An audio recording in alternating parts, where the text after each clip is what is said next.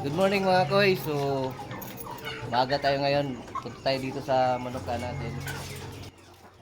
So ayan, may nag-order sa atin ng ating Indio Gigante. Kaya maaga tayo ngayon dito sa ating yard.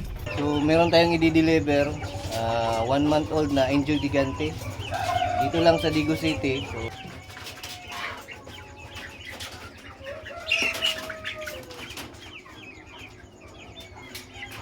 ito siya. Ito yung napili ni Sir.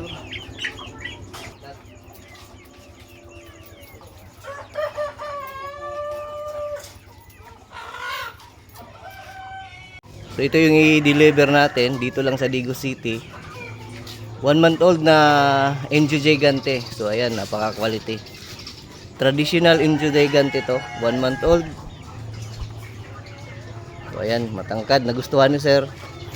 Kaya naman nagbayad agad siya. Pinadalan tayo ng GCash.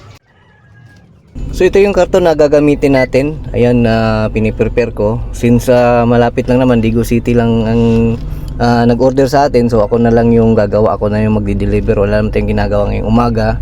So ayan, basic lang yung maliit na karton. Simple lang. Lagyan natin ng butas, yung ventilation niya para hindi naman masuffocate yung ating sisiw.